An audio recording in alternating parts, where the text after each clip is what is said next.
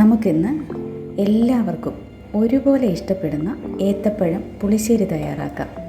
ഇതിനായി ആദ്യം ഏത്തപ്പഴം നുറുക്കിയതും പച്ചമുളക് കീറിയതും കൂടി വെളിച്ചെണ്ണയിൽ നന്നായി ഒന്ന് വാട്ടിയെടുക്കാം.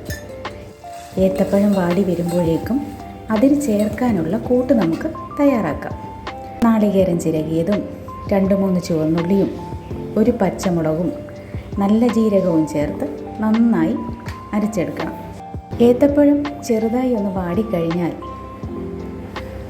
മുളക് പൊടിയും മഞ്ഞൾപ്പൊടിയും ചേർത്ത് പൊടികളുടെ പച്ച മണം മാറുന്നത് വരെ നന്നായി വഴറ്റിയെടുക്കാം.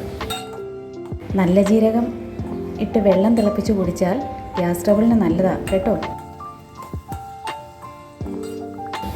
ഇനി നമുക്ക് ആവശ്യത്തിന് ഉപ്പ് ചേർക്കാം.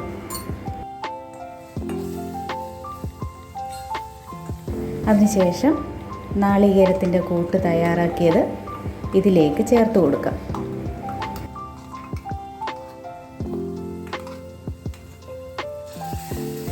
ആവശ്യത്തിന് വെള്ളവും ചേർത്ത് ഒരു 3-4 മിനിറ്റ് ചെറുതീയിൽ വയ്ക്കാം.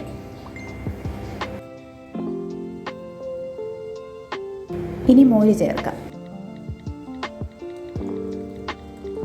നന്നായി ഇളക്കി കൊടുത്ത് ശേഷം വേറൊരു പാത്രത്തിലേക്ക് എണ്ണയൊഴിച്ച് ചൂടാകുമ്പോൾ കടുക് താളിച്ച് നമുക്ക് പുളിശ്ശേരിയിൽ ചേർക്കാം.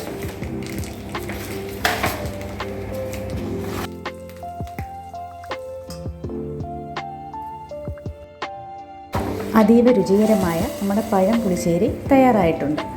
എല്ലാവരും ഈ സ്വാദിഷ്ടമായ റെസിപ്പി ട്രൈ ചെയ്ത് നോക്കണേ. ഇന്നത്തെ വീഡിയോ ഇഷ്ടമായ ലൈക്ക് ചെയ്യാനും ഈ ചാനൽ സബ്സ്ക്രൈബ് ചെയ്യാനും മറക്കല്ലേ. മറ്റൊരു സ്വാദേറുന്ന റെസിപ്പിയുമായി നമുക്ക് വീണ്ടും കാണാം. ബൈ.